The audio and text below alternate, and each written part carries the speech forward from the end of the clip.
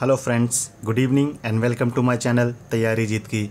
तो कैसे हैं आप सब। चलिए हम कंटिन्यू करते हैं अपना उत्तर प्रदेश के लिए जो स्पेशल सेशन हम चला रहे थे, स्पेशल वीडियो जो क्रैश कोर्स हमारा चल रहा था, तो उसको आगे बढ़ाते हुए आज हम करने जा रहे हैं दोस्तों। देखिए, आज हम करने जा रहे हैं उत्तर प्रदेश में ऊर्जा संसाधन। ठीक है, उत्तर प्रदेश की व्यवस्था किस तरह है ऊर्जा संसाधन के रूप में। ठीक है, किस तरह से महत्व दिया गया है वहाँ पर, उसकी स्थापना किस वर्ष की गई है, क्या इसके इम्पोर्टेंट रोल्स रहे हैं, वो हम जानेंगे। और जैसे कि आप सब जानते हैं, इसका जो महत्व है, इसका महत्व जो है लेखपाल भर्ती में जो स्पेशल एक टॉपिक डाला गया है ग्रामीण परिवेश का। ठीक है, तो उसमें काफ़ी इम्पोर्टेंट रोल ये इसका बयां होता है। और उत्तर प्रदेश जीके के लिए तो ये है ही महत्वपूर्ण, क्योंकि ये उत्तर प्रदेश से ये रिलेट रखता है। ठीक है दोस्तों, तो चलिए ये आपके लिए जो है, ये जो आपके लिए हो जाएगा, एक तो लेखपाल के लिए इम्पोर्टेंट है दोस्तों, प्लस यूपी पुलिस के लिए।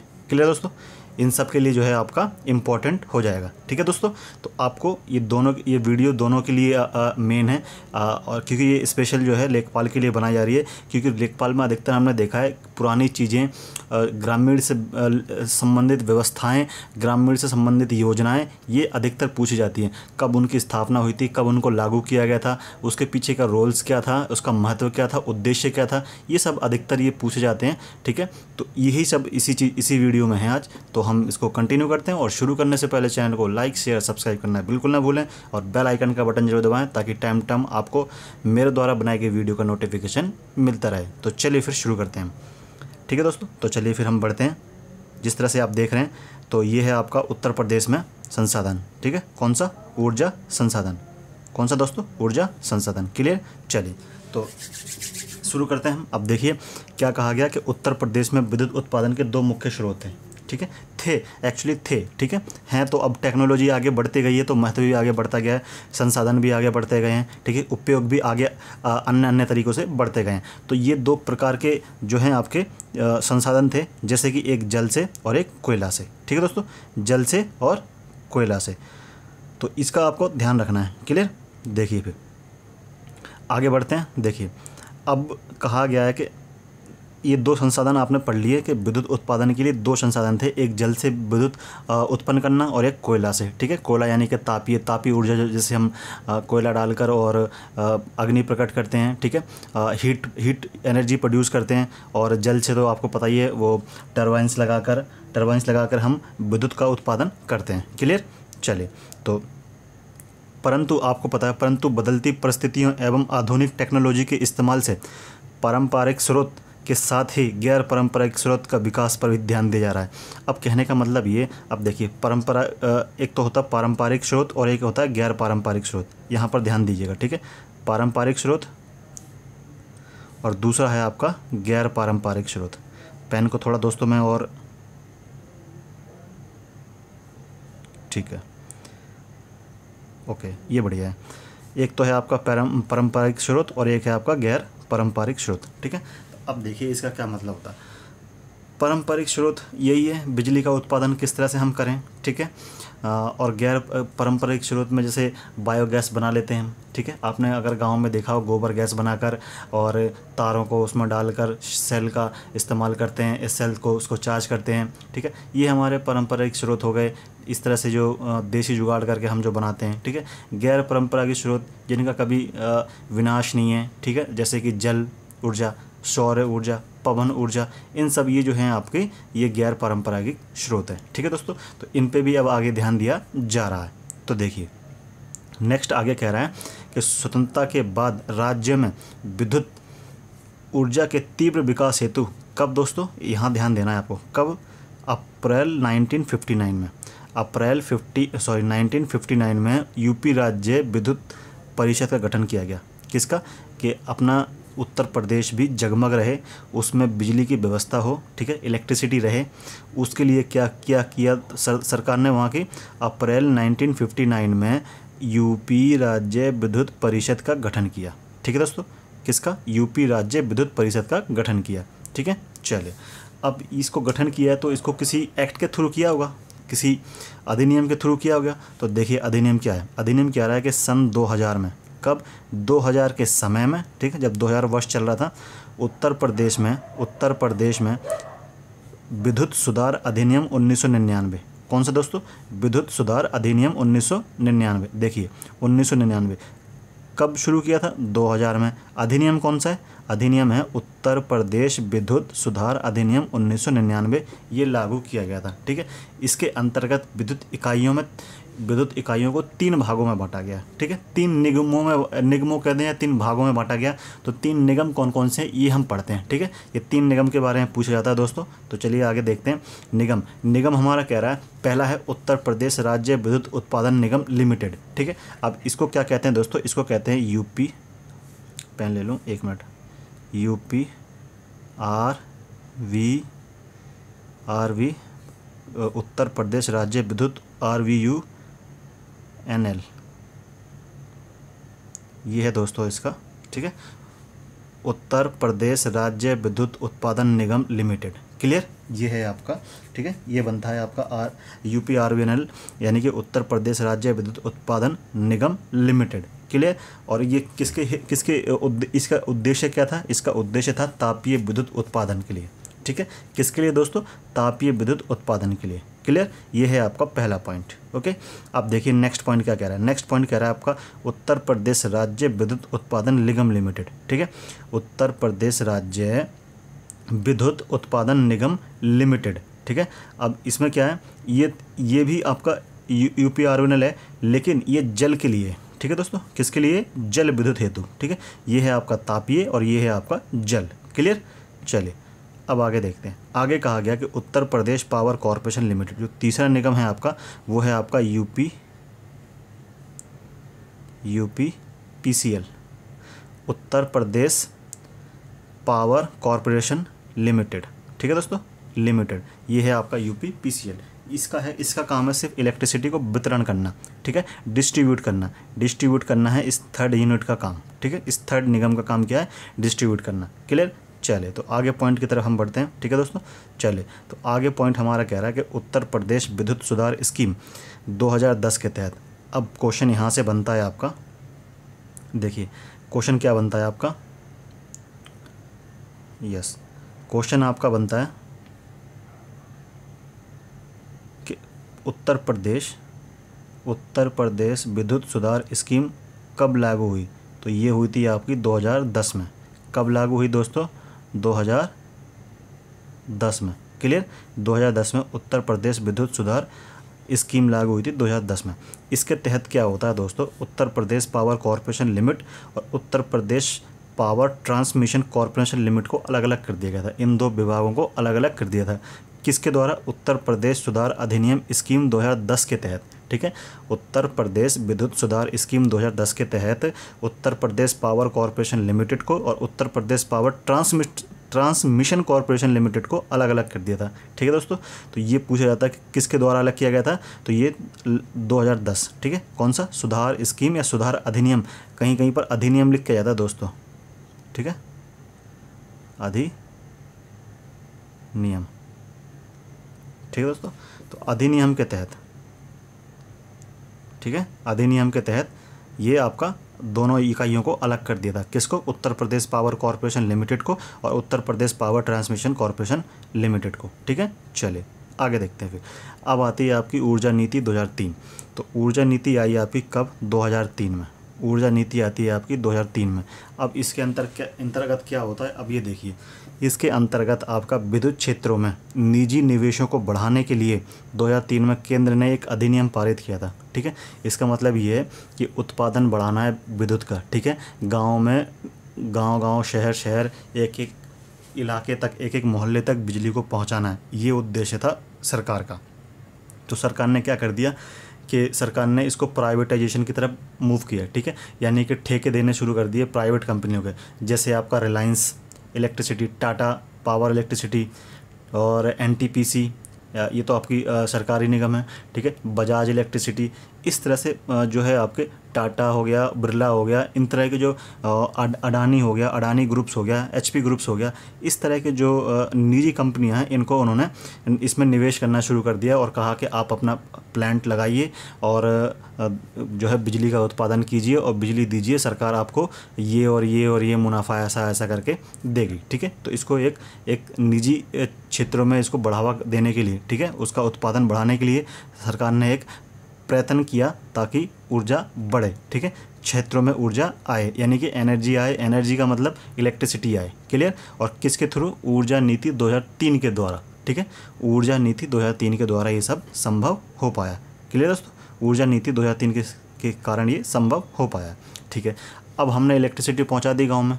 ठीक है, अब इलेक्ट्रिसिटी तो पहुंचा दी, अब उसका भुगतान भी तो करना होता है, जगह जगह कनेक्शन लगाना है। ठीक है, जगह जगह उसकी सर्विस देनी है, उसके लिए पैसा वसूलना है, यानी कि कनेक्शन और कलेक्शन, ये 2 पॉइंट जो है उभर कर आए थे, एक कनेक्शन और दूसरा कलेक्शन। तो देखिए अब इसके लिए क्या किया सरकार ने। तो अब बात आती है पहले ग्रामीण क्षेत्रों में। ठीक है, तो ग्रामीण क्षेत्रों में सबसे पहले शुरुआत की थी 2006 में। 2006 में ग्रामीण क्षेत्रों में फ्रेंचाइजी व्यवस्था शुरू कर दी। फ्रेंचाइजी तो आप समझते हैं दोस्तों, जैसे कोई कंपनी है। ठीक है, जैसे एक एग्जांपल के लिए मैंने ले ली अमेज़न की कंपनी। ठीक है, अमेज़न का जो प्रोडक्ट है, जैसे आप अपने गांव में एक फ्रेंचाइजी ले लीजिए। ठीक है, उसको लेने का ये होता है कि जैसे आप अपने यहाँ पे एक आपको रूम दिखाना होता है, एक बड़ा सा स्टोर दिखाना होता है, कंप्यूटर लैपटॉप दिखाना होता है। ठीक है, जगह दिखानी होती है और इक्विपमेंट दिखाने होते हैं। ये सब दिखाने के बाद आप फ्रेंचाइजी ले सकते हैं। तो इसका कहने का ऐसा होता है कि अगर जैसे तुम्हारे इलाके से किसी ने बुक किया सामान, ठीक है, तो सबसे पहले वो आपके स्टोर पे आएगा, आपके स्टोर के बाद फिर यहाँ से उस जगह पर डिस्ट्रीब्यूट होगा जिस व्यक्ति ने इसको ऑनलाइन ऑर्डर किया था। ठीक है, तो अब क्या है कि अब जैसे उसका हेडक्वार्टर मुंबई में है अमेजन का। ठीक है, तब ऐसा तो है नहीं कि हम बुक करेंगे और मुंबई जाएगा, फिर मुंबई से कंफर्मेशन आएगा, फिर ओके होगा, फिर वहाँ से आएगा।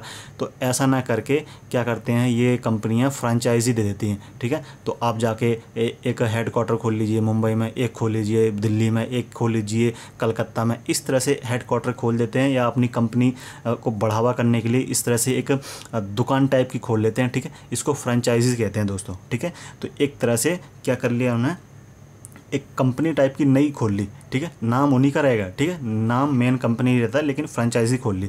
तो ये होता है। अब ग्रामीण क्षेत्रों में फ्रेंचाइजी व्यवस्था आ गई, लेकिन कब आई दोस्तों? ये आई थी आपकी 2006 में। ये आपको रखना है। ठीक है, ग्रामीण क्षेत्रों में फ्रेंचाइजी व्यवस्था कब आई थी? विद्युत के लिए। ठीक है, विद्युत, ग्रामीण क्षेत्रों में विद्युत कनेक्शन एवं कलेक्शन हेतु। ठीक है, अब यहाँ ध्यान दीजिए थोड़ा सा। देखिए, ग्रामीण क्षेत्रों में विद्युत कनेक्शन एवं कलेक्शन हेतु प्रयोग के तौर पर फ्रेंचाइजी व्यवस्था 2006 में लागू किया गया।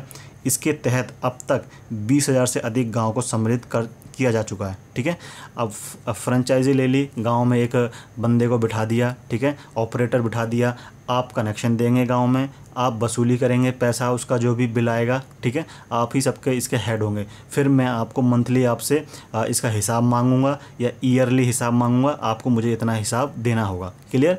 तो इस तरह से एक फ्रेंचाइजी व्यवस्था ग्रामीण क्षेत्रों में खोली गई। अब आगे देखिए, इसी तरह से एक शहरी क्षेत्रों में भी खोली गई। तो शहरी क्षेत्रों के लिए देख लीजिए कब खोली गई। तो शहरी क्षेत्रों के लिए जो फ्रेंचाइजी व्यवस्था ये 2009 में शुरू की गई। सेम काम इसका भी था, इसका भी कोई अलग काम नहीं था। ठीक है, शहरों के लिए वितरण के लिए और एवं कलेक्शन के लिए, यानी कि कनेक्शन देना और कलेक्शन करना, इसके लिए फ्रेंचाइजी व्यवस्था 2009 में शुरू की गई। क्लियर दोस्तों? यहाँ तक क्लियर हो गया? चलिए आगे मूव करते हैं। अब आगे नेक्स्ट पॉइंट कह रहा है कि 11वीं पंचवर्षीय योजना के तहत विद्युत उत्पादन में वृद्धि के लिए राज्य सरकार के द्वारा स्थापित की गई कुछ योजनाएं थी। ठीक है, उन्होंने कुछ योजनाएं या परियोजनाएं उन्होंने चलाई। ठीक है, परियोजनाएं बनाई उन्होंने कुछ। ठीक है, इम्पोर्टेंट्स एक कार्यक्रम या फिर एक प्रोग्राम नहीं, एक तरह से उन्होंने मतलब पावर प्लांट ही ओपन किए थे। एक तरह से पावर प्लांट ही उन्होंने ओपन कर दिए। ठीक है, चाहे वो निजी क्षेत्रों को सौंपना हो या फिर सरकार की खुद की कंपनियों ने सरकार द्वारा इसको स्थापित करना हो। तो इस तरह से उन्होंने क्या करी, परियोजनाएं शुरू कर दी। ठीक है, किसके थ्रू दोस्तों? ये आता है क्वेश्चन आपका, किसके थ्रू करी गई थी? 11वीं पंचवर्षीय योजना के तहत। ठीक है, 11वीं पंचवर्षीय योजना के तहत देखिए अब कौन कौन सी ये थी परियोजना, ये देखिए ध्यान से। ठीक है, देखिए पहला था आपका अप्सरा, लेकिन कौन सी? निजी क्षेत्र की कंपनी ने खोली थी, अप्सरा सी। ये याद रखना है आपको, अप्सरा सी। सॉरी अप्सरा याद आ गया, अनपरा, अनपरा सी, कौन सी दोस्तों, अनपरा सी तापीय परियोजना, इसकी क्षमता कितनी थी दोस्तों, 1200 मेगावाट, कितनी, 1200 मेगावाट, क्लियर, 1200 मेगावाट इसकी क्षमता थी। दूसरी देखिए, दूसरी राज्य सरकार की हरदुआगंज विस्तार की, ठीक है, दूसरी जो है राज्य सरकार की ही थी, हरदुआगंज विस्तार 1 तापीय परियोजना थी ये, ठीक है, इसकी क्षमता 1500 मेगावाट थी। आगे देखिए, आगे थी राज्य ही सरकार की परीक्षा विस्तार तापीय परियोजना, क्षमता इसकी 1500 मेगावाट थी। इसी तरह से राज्य सरकार की एक अनपरा डी, एक अनपरा सी जो थी वो निजी क्षेत्र की थी, और राज्य सरकार की जो थी वो थी अनपरा डी तापीय परियोजना, क्षमता 1000 मेगावाट की, क्लियर। ये कुछ परियोजनाएं जो थी, कई सारी परियोजनाएं थी, तो मैंने आपको मेन बता दी हैं, क्लियर। चलिए आगे देखते हैं। अब मेन जो आता है आपका 12वीं पंचवर्षीय योजना के तहत क्या कर दिया गया, प्रदेश में चुने हुए 600 से लेकर 650 जिले, ठीक है, काफ़ी सारे जिले चुने गए हैं, से 100 से अधिक आबादी वाले मंजरों का राजीव, अब किसके द्वारा, देखिए दोस्तों, राजीव गांधी विद्युतीकरण योजना के तहत विद्युतीकरण किया गया। किस में किया गया, ये क्वेश्चन आपका आता है कि राजीव गांधी विद्युतीकरण योजना के तहत गांव को विद्युतीकरण किया जा चुका है। किस योजना के थ्रू दोस्तों, 12वीं पंचवर्षीय योजना के थ्रू। किस योजना के थ्रू, 12वीं पंचवर्षीय योजना के थ्रू, ठीक है, 12वीं पंचवर्षीय योजना के द्वारा राजीव गांधी विद्युतीकरण योजना से गाँव को विद्युतीकरण किया जा चुका है या किया गया है, ठीक है दोस्तों। ये क्वेश्चन एक बनता है आपका, मैंने यहाँ से आपको बता दिया है। चलिए आगे बढ़ते हैं। आगे कह रहा है कि तापीय विद्युत उत्पादन। अब क्या कह रहा है, तापीय विद्युत उत्पादन। अब देखिए, अब जो विद्युत का उत्पादन हो रहा है, एक तापीय से मैंने बताया था और एक आपसे जल का बताया था, ठीक है। तो पहले हम पढ़ते हैं तापीय का, ठीक है दोस्तों, पहले पढ़ते हैं हम तापीय विद्युत उत्पादन। तो इसका पहला पॉइंट देखते हैं। पहला पॉइंट जो है तापीय से, तापीय का बोला गया है, ठीक है, हरदुआगंज ताप विद्युत गृह। कौन सा है दोस्तों, हरदुआगंज ताप विद्युत गृह, ठीक है। अब इसके अंतर्गत देखते हैं, यह राज्य की सबसे पुरानी ताप विद्युत गृह परियोजना है। ये याद रखना है, क्वेश्चन आता है कि राज्य की सबसे पुरानी ताप विद्युत गृह परियोजना कौन सी है, तो वो है आपकी हरदुआगंज ताप विद्युत गृह, ठीक है। कब इसकी स्थापना हुई थी, इसकी स्थापना हुई थी 1942 में, क्लियर दोस्तों। इसकी स्थापना हुई थी 1942 में। कहाँ हुई थी, अलीगढ़ के निकट की गई थी, ठीक है, लगभग अलीगढ़ ही इसका ऑप्शन आता है, अलीगढ़, ठीक है दोस्तों। और इसकी क्षमता 220 मेगावाट है, इसकी क्षमता 220 मेगावाट है, ठीक है। इसका पुनरुद्धरण यानी कि इसको दोबारा से जागृत किया गया, इसको दोबारा से उठाया गया, ठीक है, इसको दोबारा से मतलब बसाया गया। तो कब, 1968 में, वो भी रूस की सहायता से। किसकी सहायता से दोस्तों, रूस की सहयोग से, ठीक है। ये है आपका पहला पॉइंट। आगे बढ़ते हैं, देखिए नेक्स्ट देखते हैं। नेक्स्ट कह रहा है आपका कौन सा, चंदौसी, चंदौसी ताप विद्युत परियोजना, ठीक है। अब ये चंदौसी कहाँ पड़ता है आपका, ये पड़ता है आपका मुरादाबाद के पास, ठीक है, मुरादाबाद के पास। देखिए यहाँ लिखा हुआ है, मुरादाबाद के चंदौसी इलाके में 2 यूनिट स्थापित की गई थी, जिसकी क्षमता 100 मेगावाट बिजली उत्पादन करना था।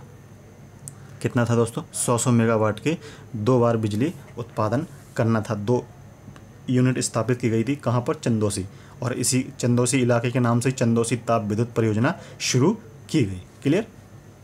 चलिए आगे देखिए। अब आगे कह रहा है कि एक है पारिछा, ठीक है, पारिछा ताप विद्युत परियोजना। अब इसके द्वारा, अब ये पारिछा कहाँ पड़ता है दोस्तों, ये झांसी के निकट पड़ता है, झांसी के निकट ये परियोजना स्थित है, ठीक है। और इसकी क्षमता कितनी है, इसकी क्षमता जो विद्युत उत्पादन करने की क्षमता है वो है आपकी 640 मेगावाट, क्लियर दोस्तों। मेगावाट MW भी शो करते हैं ऐसे, क्लियर, मेगावाट, क्लियर। चलिए अब आगे देखते हैं। आगे आपकी ओबरा ताप विद्युत केंद्र। कौन सी, ओबरा ताप विद्युत केंद्र। अब इस ताप विद्युत गृह की स्थापना पूर्व सोवियत संघ, ठीक है। अब पहले जो रूस था ना, उसको सोवियत संघ के नाम से जाना जाता था, USSR, ठीक है। उसके अंदर क्योंकि काफ़ी सारे देश जुड़े हुए थे, इसलिए पहले वो रूस के नाम से नहीं, USSR के नाम से जाना जाता था, ठीक है। फिर जब रूस से अलग हुए देश, तो अब ये सिर्फ रूस कहलाने लग गया, क्लियर दोस्तों। तो इस ताप विद्युत गृह की स्थापना जो है सोवियत संघ की सहायता से की गई थी, और इसकी क्षमता जो है 1382 मेगावाट की है। कितनी है दोस्तों, 1382 मेगावाट की है, क्लियर। और इसकी जो स्थापना किसने की थी, सोवियत संघ द्वारा, ठीक है दोस्तों। चलिए अब आगे देखते हैं। 5वां पॉइंट हमारा क्या कह रहा है, ओबरा सी ताप विद्युत परियोजना। कौन सी, ओबरा सी, ठीक ठीक है। ओबरा सी जो है आपकी ताप विद्युत परियोजना, यह राज्य सरकार की एक परियोजना है, ठीक है। इसमें 2 × 640 के 2 भाग, ठीक है। 640 कह रहा हूँ, 660 660, ठीक है। 660 का दो यूनिट 2 लगा हुआ ना, 2 × लगा हुआ दोस्तों, ठीक है। यानी कि 2 यूनिट मेगावाट विद्युत उत्पादन का लक्ष्य था। कब? 2015 से लेकर 2016 तक रखा गया था। क्लियर? मैं सिर्फ आपको नाम बता रहा हूँ उसके इंपॉर्टेंट, और कितनी मेगावाट बिजली इसमें उत्पादन की जाती थी, ये आपको इंपॉर्टेंट है, ठीक है।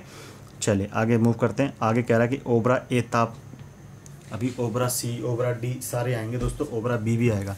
देखिए इस तापीय विद्युत केंद्र की सहायता से स्थापना कहाँ की गई? सबसे पहले ओबरा ए, ये जो है आपका सोनभद्र में है, ठीक है दोस्तों। कहाँ पर? सोनभद्र में। इसकी क्षमता कितनी है? इसकी क्षमता है आपकी 1500 मेगावाट, ठीक है। 1500 मेगावाट से अधिक इसकी क्षमता रखी गई है। अब देखिए सोनभद्र में एक और है, कौन सा? आपका तापीय बी, ओबरा बी तापीय विद्युत परियोजना कहाँ पड़ता है? ये भी आपका सोनभद्र में पड़ता है। क्लियर दोस्तों? ये कहाँ पड़ता है आपका? ये भी आपका कहाँ पड़ता है? ये भी आपका सोनभद्र में पड़ता है। क्लियर होगा दोस्तों? चलिए आगे मूव करते हैं फटाफट।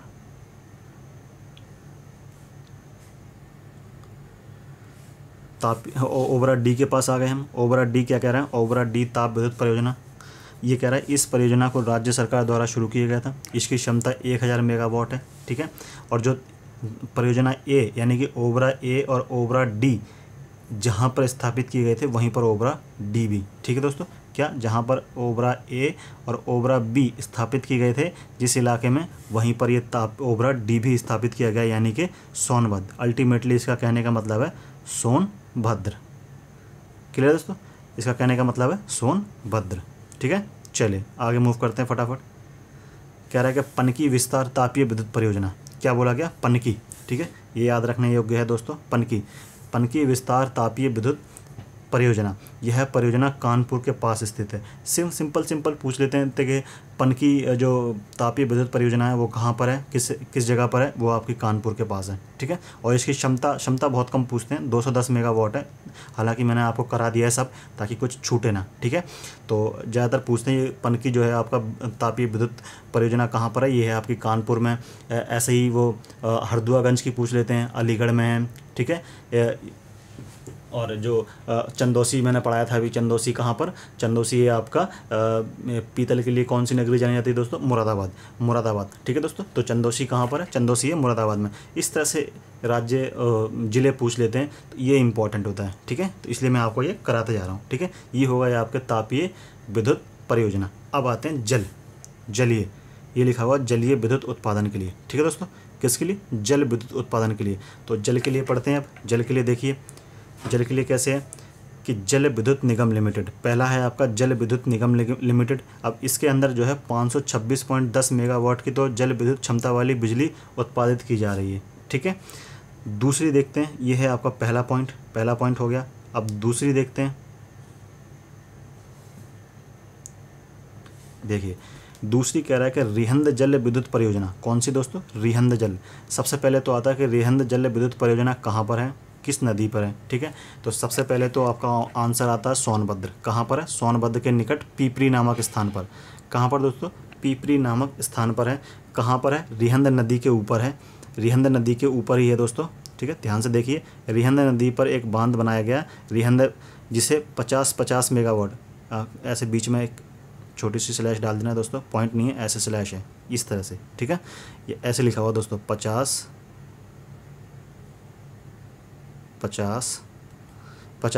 मेगावाट की विद्युत क्षमता वाली 6 इकाइयाँ लगाई गई है, ठीक है। कहाँ पर? रिहंद जल विद्युत परियोजना के अंतर्गत, ठीक है। सोनभद्र के इलाका कहाँ पर? पीपरी नामक स्थान पर रिहंद नदी के ऊपर, ठीक है। ये 6 विद्युत इकाइयाँ लगाई गई हैं, ठीक है, 50 मेगावाट की, ठीक है।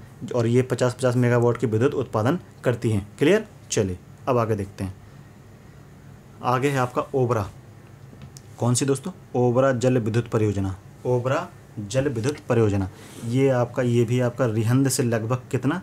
25 किलोमीटर दूर, ठीक है। उत्तर दिशा में सोनभद्र नामक स्थान पर रिहंद नदी पर, नदी तो वही बह रही है, ठीक है, बस क्या है सोनभद्र से थोड़ा सा दूर रिहंद बांध से, जहाँ रिहंद बांध बना हुआ है वहाँ से थोड़ा सा दूर, थोड़ा का मतलब 25 किलोमीटर दूर एक दूसरा बांध बनाया गया है जिसे ओबरा बांध के नाम से, क्योंकि ओबरा जल विद्युत परियोजना है तो ओबरा के नाम से ही, ठीक है दोस्तों, किसके नाम से ही, ओबरा जल विद्युत परियोजना है तो ओबरा बांध कहते हैं, ठीक है। और इसकी विद्युत क्षमता जो है आपकी क्षमता कितनी है 99 वाट मेगावाट, 99 मेगावाट। क्लियर दोस्तों, ये इसकी विद्युत परियोजना विद्युत उत्पादन की क्षमता है, ठीक है। चलिए आगे बढ़ते हैं। आगे हमारा कौन सा है, माता टीला। आप देखिए माता टीला, सबसे पहले तो यही पूछता कि माता टीला कहाँ पर है, ठीक है। तो यह बांध झांसी के निकट, झांसी आ गया, ठीक है दोस्तों, झांसी आ गया, उत्तर प्रदेश का एक ज़िला आ गया। सबसे पहले तो ये आता है कि माता टीला जल विद्युत परियोजना कहाँ है, झांसी में, ठीक है। किस नदी पर है, अगर नदी का नाम बोल दे तो ये है आपकी बेतवा नदी। क्लियर दोस्तों, बेतवा नदी बनाया गया है। इसकी क्षमता जो है 30.6 मेगावाट है। कितनी है, 30.6 मेगावाट। क्लियर। चलिए आगे देखते हैं। पांचवा, गंगा नहर विद्युत क्रम परियोजना। अब क्रम परियोजना नाम क्यों पड़ा, अब देखिए यहाँ पर क्या बोला गया, ध्यान से देखिएगा। हरिद्वार के पास से निकलने वाली नहर, ठीक है, नहर है, ठीक है, उसके ऊपर बनाए गए हैं कुछ परियोजनाएं बनाई गई हैं, ठीक है। नाम देख लीजिए, नाम कौन सा है, ध्यान दिए, नाम है पथरी परियोजना। कहाँ पर पड़ती है, सहारनपुर में। कितना, 20,400 किलोवाट। दोस्तों किलोवाट में दिया, मेगावाट में नहीं दिया, यहाँ ध्यान देना है। 20,400 किलोवाट विद्युत उत्पादन करती है, पहला, ठीक है दोस्तों। उसके बाद नेक्स्ट देखिए, नेक्स्ट है आपका मोहम्मदपुर, लिखा हुआ ना मोहम्मदपुर। ये कहाँ पड़ता है, ये भी सहारनपुर पर पड़ता है। 9300 किलोवाट का विद्युत उत्पादन करती है। आगे देखिए नेक्स्ट देखिए दोस्तों, नेक्स्ट कह रहा है कि निर्गाजनी लिखा हुआ ना, निर्गाजनी कहाँ पर, मुजफ्फरनगर में पड़ता है। कहाँ पड़ता है, मुजफ्फरनगर में। ये 4000 किलोवाट का विद्युत उत्पादन करता है, ठीक है। अब नेक्स्ट देखिए, और कह रहा है कि भोला एक स्थान है दोस्तों, कहाँ पर, मेरठ में पड़ता है। वहाँ 27,000 किलोवाट का उत्पादन होता है, ठीक है। नेक्स्ट देखिए, नेक्स्ट आपका आ रहा है पालरा। देखिए पालरा बुलंदशहर में, कहाँ पड़ता है, पालरा बुलंदशहर में 6000 किलोवाट का उत्पादन करता है। और लास्ट जो है हमारा दोस्तों कौन सा, सुमेरा। कौन सा दोस्तों, सुमेरा। हाँ, इसको मैं किससे प्रदर्शित करूँ, येलो से, नीला से ही कर देता हूँ, ठीक है।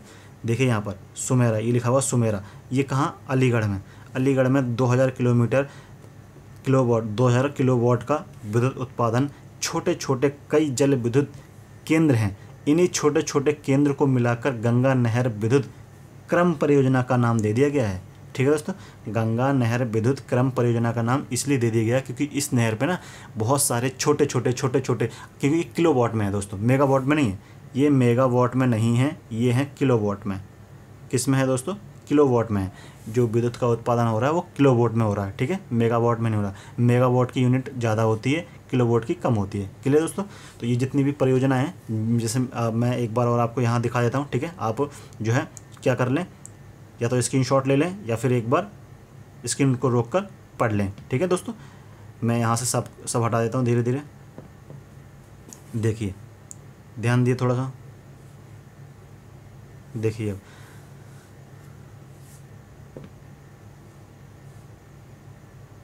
ग्रीन ले लिया मैंने दोस्तों।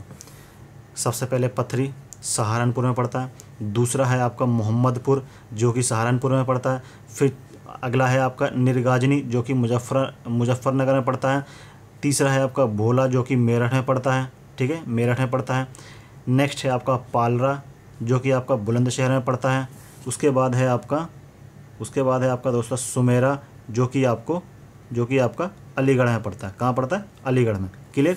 ये कुछ छोटे छोटे विद्युत उत्पादन केंद्र हैं। इन्हीं को जो मिलाकर, इन्हीं के नाम को मिलाकर हमने क्या बोल दिया है, गंगा नहर विद्युत क्रम परियोजना का नाम दे दिया गया। क्लियर है दोस्तों, आई होप क्लियर हो गया होगा। चलिए आगे बढ़ते हैं फटाफट हम, ठीक है।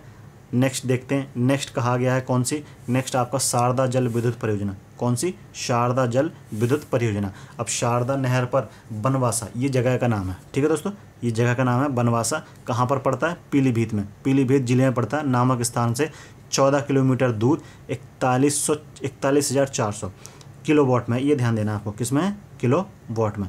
41,400 किलोवाट की एक जल विद्युत परियोजना स्थापित की गई है। कहाँ पे की गई है? शारदा नहर पे ही, बनवासा जो पीलीभीत में पड़ता है उससे कहाँ पर? 14 किलोमीटर दूर स्थान पर, ठीक है।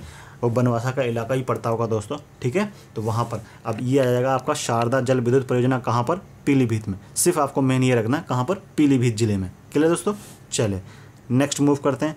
नेक्स्ट 7वां हमारा कह रहा है शीतला जल विद्युत परियोजना।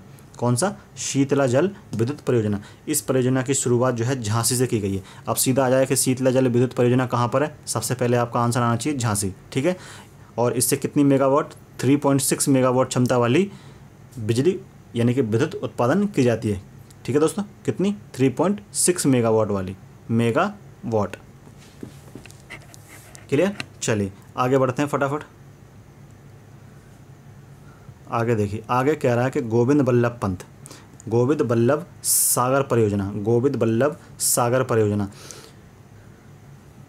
शेर नहीं है दोस्तों, यह लिखना था, यह रिहंद बांध परियोजना, इसे लिखना था, शेर लिख दिया दोस्तों, कुछ टाइपिंग में मिस्टेक हो गया। इसे हाँ इसको काटना है, ठीक है, इसको काटना है।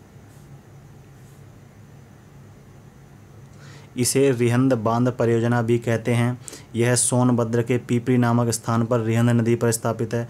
क्या नाम है दोस्तों? गोविंद बल्लभ सागर परियोजना, ठीक है। गोविंद बल्लभ सागर परियोजना। सिंपल आपको याद होना चाहिए कहाँ पर है दोस्तों? सिंपल आपको सिर्फ एक जगह स्थान होना चाहिए याद, सोनभद्र में, ठीक है दोस्तों। कहाँ पर है? सोनभद्र में। किस नदी पर है? रिहंद नदी पर। ये 2 चीज़ें याद करने लायक हैं और कुछ याद करने लायक नहीं है। नेक्स्ट आगे मूव करते हैं फटाफट। नेक्स्ट कह रहा है कि खारा जल विद्युत केंद्र। कौन सा? खारा जल विद्युत केंद्र, उत्तर प्रदेश के बुलंदशहर। सबसे पहले तो कहाँ पर है ये? कहाँ पर जल विद्युत केंद्र कहाँ पर स्थापित है? खारा के नाम से। ये है आपका बुलंदशहर में, ठीक है। बुलंदशहर के नरोरा नामक स्थान पर गंगा नदी में। कहाँ पर? गंगा नदी पर। गंगा नदी पर ये खारा जल विद्युत केंद्र बनाया गया है। निकट स्वदेशी डिजाइन से उन्नत भारी जल आधारित 220 मेगावाट क्षमता वाले 2 रिएक्टर कार्यरत हैं। इन दोनों में प्रथम 1989 में और दूसरा जो है 1991 में। अब ध्यानपूर्वक यहाँ देखिए दोस्तों, जो आपका नरोरा तापीय विद्युत परियोजना है, कौन सी? नरोरा तापीय विद्युत परियोजना। कौन सी दोस्तों? नरोरा तापीय विद्युत परियोजना। अब उसमें क्या है? रिएक्टर से बिजली उत्पादन की जाती है। किससे? रिएक्टर से। अब रिएक्टर में अब तो आपको पता है रिएक्टर को बंद करने के लिए, शांत करने के लिए हम भारी जल का यानी कि D2 का, किसका? D2 को हम भारी जल भी कहते हैं, ठीक है। तो इसका इस्तेमाल किया जाए तो यहाँ लिखा हुआ आपका भारी जल आधारित, ठीक है, 220 मेगावाट वाली क्षमता वाले 2 रिएक्टर वहाँ काम कर रहे हैं। जो पहला रिएक्टर था उसको हमने सन 1989 में उसको स्थापित किया गया था, ठीक है। ये क्वेश्चन आता है कि जो नरोरा में जो 2 रिएक्टर काम कर रहे हैं उसमें से जो पहला रिएक्टर है उसकी स्थापना किस वर्ष हुई थी? तो उसकी स्थापना हुई थी 1989 में और दूसरे की स्थापना हुई थी 1991 में, ठीक है। इनको चालू किया गया। इसके थ्रू क्या बनती है? इनके द्वारा क्या है? बिजली का उत्पादन, विद्युत का उत्पादन होता है। क्लियर? चले फटाफट आगे करते हैं मूव। आई होप समझ में आ गया होगा आपको। नेक्स्ट देखते हैं। अब देखिए नेक्स्ट कह रहा है कि ग्रामीण ऊर्जा कार्यक्रम। कुछ पॉइंट दे रखे हैं। ग्रामीण ऊर्जा कार्यक्रम क्या बोला गया? ग्रामीण ऊर्जा कार्यक्रम। इस कार्यक्रम को उत्तर प्रदेश में 1981 में शुरू किया गया। कब शुरू किया गया? सबसे पहले यही तो आपके जो लेखपाल के लिए बनते हैं कि ग्रामीण ऊर्जा कार्यक्रम किस वर्ष शुरू किया गया? 1981 में। यही आपका यूपीजी के है, यही आपका क्या है दोस्तों? यही आपका लेखपाल के लिए जो ग्रामीण परिवेश या ग्रामीण समाज विकास के लिए बात की गई है, यही तो है वो सब कुछ। मैं सारी तैयारी आपको सब कुछ करा दूंगा दोस्तों, सिर्फ आपको साथ देना है मेरा, ठीक है। वीडियो अच्छी लगे तो लाइक शेयर सब्सक्राइब करना बिल्कुल ना भूलें और सपोर्ट करें दोस्तों। थोड़ा सा परफॉर्मेंस अच्छा देने की कोशिश करेंगे। कंटेंट तो आपको अच्छा दे ही रहे हैं, परफॉर्मेंस भी अच्छा देंगे। क्लियर? तो कब शुरू की गई दोस्तों ग्रामीण ऊर्जा कार्यक्रम? 1981 में शुरू किया गया है, ठीक है। इसका उद्देश्य देखिए, इसका उद्देश्य पूछा जाता है दीर्घकालीन समय के लिए ऊर्जा तैयार करना, लंबे समय के लिए, ठीक है। ऐसा नहीं है कि हमने जो प्लांट लगाया वो सिर्फ 6 महीने या साल भर या 6 साल के लिए हमने या 5 साल के लिए लगाया है, उसके बाद ये बिजली उत्पादन करना बंद कर दे या फिर इसका ट्रांसमिशन कुछ ऐसा गड़बड़ हो जाए। तो हम इसके लिए नहीं कर रहे हैं, हम इसके लिए कर रहे हैं कि कम से कम अगर कोई चीज़ हमने स्थापित की है तो कम से कम नहीं तो वो 40 से 50 साल सर्विस दे। 40 से 50 साल लंबे समय के लिए, ठीक है दोस्तों। तो इसके यही कार्यक्रम जो ग्रामीण ऊर्जा कार्यक्रम है ये 1981 में इसको शुरू किया गया था, और इसी के अंतर्गत हमने ये ध्यान दिया कि जो हम ऊर्जा का उत्पादन कर रहे हैं, ठीक है, ऊर्जा मीन्स यहाँ पर बिजली है, बिजली यानी कि विद्युत के लिए, ठीक है दोस्तों। जो ऊर्जा का हम उत्पादन कर रहे हैं, तैयार कर रहे हैं, वो लंबे समय के लिए हो, लंबे समय के लिए हो। क्लियर? चलिए आगे देखते हैं। आगे हैं अपना राष्ट्रीय बायोगैस कार्यक्रम। कौन सा? राष्ट्रीय बायोगैस कार्यक्रम। भारत सरकार द्वारा 100% पोषित यह कार्यक्रम 1981 से 1982 में शुरू किया गया। उसी समय की बात है, दोनों की दोनों दोस्तों, ठीक है। उसी समय ग्रामीण विकास कार्यक्रम चल रहा था, उसी समय पर ये राष्ट्रीय बायोगैस कार्यक्रम 1981 से 1982 में शुरू किया गया था। 1982 से 1983 को इसको राज्य ग्राम विकास विभाग के तहत चलाया गया। किसके द्वारा? अब इसका खाका तो हमने तैयार कर लिया था, राष्ट्रीय बायोगैस, ठीक है, 1981-1982 में, और इसको मेन शहरों में शुरू भी कर दिया, लेकिन अब इसको गांव तक कैसे पहुंचा जाए, ठीक है। तो इसके द्वारा हमने किया 1982 या 1983 में राज्य ग्राम विकास विभाग के तहत, ठीक है, एक विभाग बनाया गया है, ग्राम विकास विभाग। उसके द्वारा गांव-गांव जाकर हमने ये राष्ट्रीय बायोगैस कार्यक्रम चलाया, ठीक है। इसके प्रति लोगों को जागरूक किया, क्योंकि ये कम खर्चा होता है, बिजली कम ही सही, लेकिन नॉर्मल उत्पादित हम कर लेते हैं, ठीक है दोस्तों।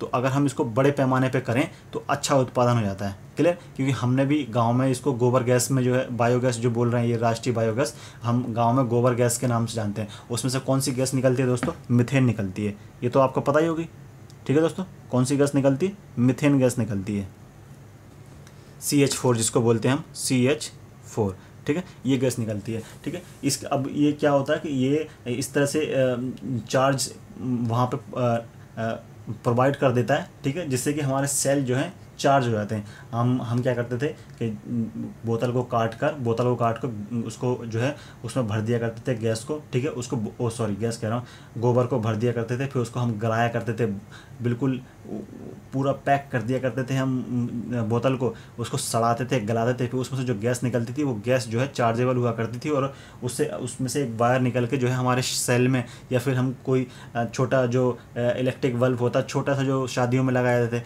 इस तरह के बल्ब हम जो है जलाया करते थे। तो हमने ये लाइव प्रैक्टिस किया है दोस्तों, ये हमने मतलब खुद किया है। तो इसके द्वारा ये एकदम रियल बात है। ये राष्ट्रीय बायोगैस कार्यक्रम जो है आपका 1981-1982 में चलाया गया, लेकिन जो गांव में जिसको इसके प्रति जागरूकता लाया गया वो 1982 से 1983 के समय पर एक जो ग्राम विकास विभाग था, इस विभाग के द्वारा लाया गया, ठीक है दोस्तों। तो ये सब थे आपके क्या, ऊर्जा के उत्पादन से। यहाँ होता है आपका ये सारे के सारे कंप्लीट, ठीक है दोस्तों। आई होप आपने ये सब कर लिए होंगे, ठीक है, समझ में आ गया होगा। नोट्स बनाते रहिए दोस्तों, ठीक है, बढ़िया से नोट्स बनाना है, सब कुछ लिखना है, और यही आपके लेखपाल के लिए इंपॉर्टेंट है, यही आपका UPG के। क्लियर दोस्तों? तो आई होप आपको एकदम समझ में आ गया होगा। अगर वीडियो अच्छी लगी तो चैनल को लाइक शेयर सब्सक्राइब करना बिल्कुल ना भूलें, और फिर मिलते हैं आपसे नेक्स्ट वीडियो में।